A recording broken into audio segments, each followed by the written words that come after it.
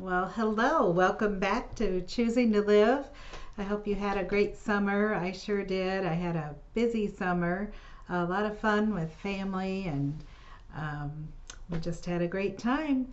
And I didn't forget about you. I just kind of didn't get around to doing my updates, but I'm hoping now as we're settling back into the fall to be a little bit better with the updates.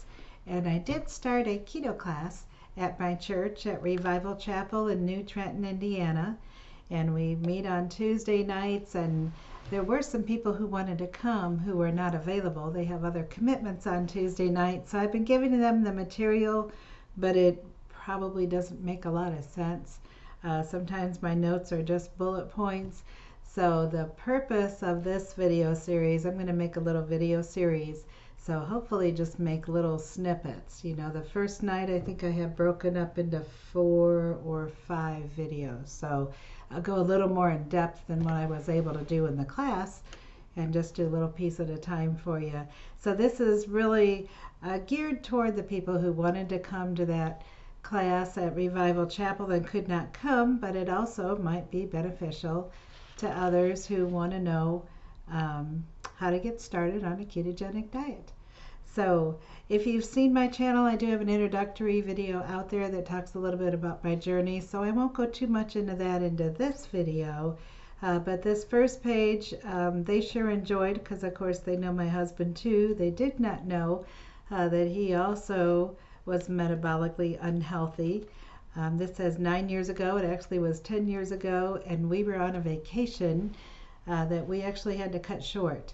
We had planned to go, and we did. We went to New Jersey. We saw my niece graduate from high school and spent some time out there with them and enjoyed that. And we had planned our vacation so that we would have enough days on our way home to drive up to Wisconsin Dells. We were going to go see Wisconsin Dells because he's never been, and he's a photographer. And I think if you're a photographer, it's just you have to go see that. So that was the plan. We live in Cincinnati, Ohio. Wisconsin Dells is not anywhere near on the way home, which we knew.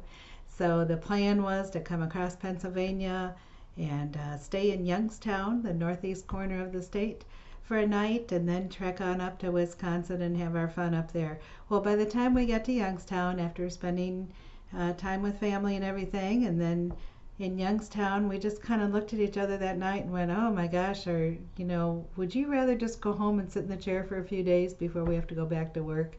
And, you know, I don't even remember which one of us suggested it, but we both kind of went, yeah, you know, that's really what we want to do. We were out of energy. We really were looking forward to that trip, but we didn't have the energy to do it. So we did just spend the night. Burton, Ohio is also up in the northeast corner of the state. That is Mike's last name. It's my last name now too. So when we saw that on the map, we said, well, you know, we aren't going to do Wisconsin Dells this time, but let's go look and see what's in Burton, Ohio. It's just around the corner. It won't take that long. And we did actually have fun in Burton, Ohio that day. But at the time, we were eating high carb, low fat. We thought that was the healthy thing to do. But we were puffy, we were tired, we both had irritable bowel syndromes, which is no fun on vacation, no fun anytime, but especially not on a road trip, right? We both had joint pain. You know, we were walking around Burton, Ohio for a good part of that day, and we had hips and ankles and knees that were hurting, brain fog. I was pre-diabetic. Mike was actually full-blown diabetic. He had an A1C of 7.1, and I do tell on him. Now that he's healed, he was in denial and didn't take any medication for that. So I am so glad that he came along on the keto diet, and he's no longer diabetic. That was reversed with the ketogenic diet. And today we're eating high fat, low carb. You know, and again, my beginning videos explain how now we're not puffy anymore. We have better energy, no IBS, no joint pain, no brain fog, no depression, great labs, no more blood pressure medication, antidepressants, acid reflux. Those were the 3 medications I had been on for over 20 years, for the rest of my life presumably. I've been off of those all now for, well, 2 of them I've been off for 2 years. Blood pressure medicine I came off last fall. Everything's great. Labs are better than they've ever been. So it's That's why we're doing keto. We're doing keto. Mike and I do keto because it works, and we feel better than we have felt in decades. And as we're both in our 60s now, um, that's a really good thing. Our energy, we want the energy to be able to do those things that we want to do because there's not much time we have left. We want to get the most out of every day that we can. So, so what is a ketogenic diet? Moving on. A ketogenic diet is a diet that is low enough in carbohydrates that it forces our body to use ketones. And where do ketones come from? This is the beauty of it. Ketones come from that stored fat. When the body doesn't have glucose to burn, it says, "Oh, look, Karen stored some fat over here for me. I'll just take that and I can turn it into ketones, and that can be the fuel source." And so that's what we're doing. We're basically removing the carbohydrates so the body has no choice but to make those ketones and to run off of that. And that, reverses fatty liver disease also, which I also had. Non-alcoholic fatty liver disease reverses it, and mine is now gone. So here's how it works normally when we eat carbohydrates, and that is, candy bar, piece of bread, potato, doesn't matter what the carbohydrate is, when it comes into our bloodstream, it turns into glucose. And it might be at a different rate for different things, but it's all going to eventually turn into glucose. And that glucose is used for immediate energy, and what is not needed for immediate energy, whatever's extra, gets stored in our fat cells. When we eat our protein, the protein turns into amino acids in our bloodstream, and the healthy fat turns into lipids. Well, all the fat turns into lipids. We want to eat the healthy fats. We want healthy lipids to do good and wonderful things in our body, but those are then used for immediate energy. And if we have more than what we need for immediate energy, the rest of those are stored in our muscles, in our bones, and in our connective tissues. So those things, instead of being stored in our fat and doing some things we don't want to do, especially if we already have too much in there, these are actually rebuilding our organs and our muscles and our connective tissues. So I believe the reason that I no longer have joint pain, because they've been restored. Now, when there's not enough glucose for the immediate energy, then that's when the body makes the ketones and uses that for energy. So that gives immediate energy, and then also there's going to be some leftover, especially in the beginning as your body is learning how to use those ketones. You're going to generate more than what your body kind of knows what to do with, but it's okay, because if you have extra ketones, they just leave the body. They'll come out your breath. You might notice a sweet breath, or they'll come out in the urine, and they can be measured there, but I don't, and you don't need to. If you stay below 20 carbs, you're going to be in ketosis. But the important thing is they do leave your body. They're not going to cause harm. So here's my Big 10.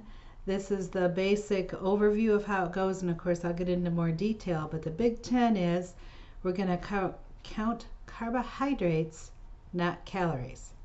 Okay, and I know a lot of people have a lot of formulas for how much of this macro and how much for that, the macronutrients.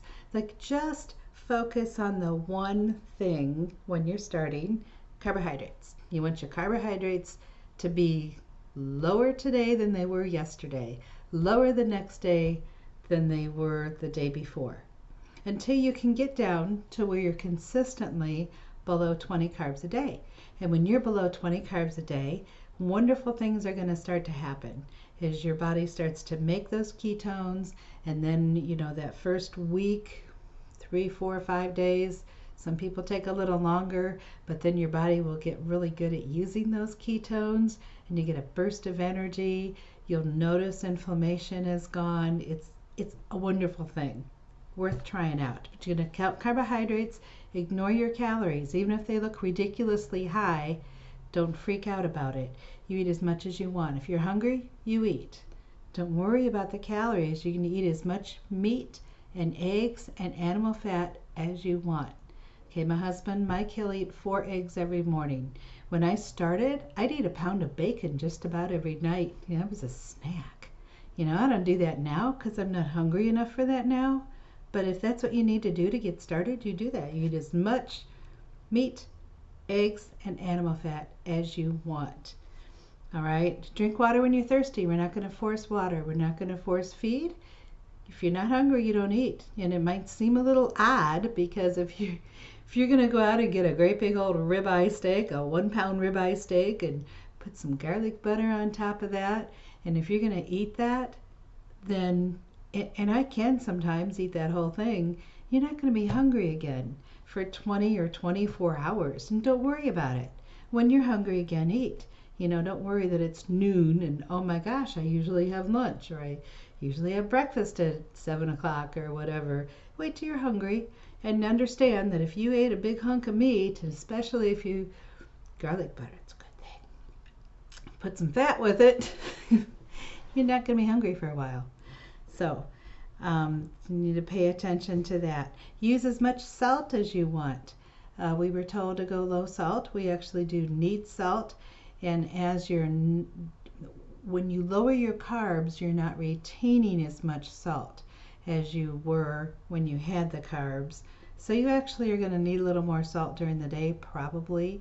And just salt your food as much as you want. That big old steak, go ahead and put as much salt on there as you want. Your eggs, put as much salt on there as you want. And then sometimes I'll even take a glass of water and put a half a teaspoon of salt in it and stir that up. I like that at room temperature. If that tastes good, you needed that salt. If it doesn't taste good, you didn't need the salt. Don't drink that. Okay? So drink as much salt as you want, eat as much animal fat as you want, drink when you're thirsty. Did we talk about that? Yes. I don't remember if we talked about that. Drink when you're thirsty. If you're thirsty, drink something. If you're not thirsty, don't drink. You don't force feed. Don't force feed yourself, liquids or food. Now, if you may notice signs of low electrolytes, and that can be like extremely tired.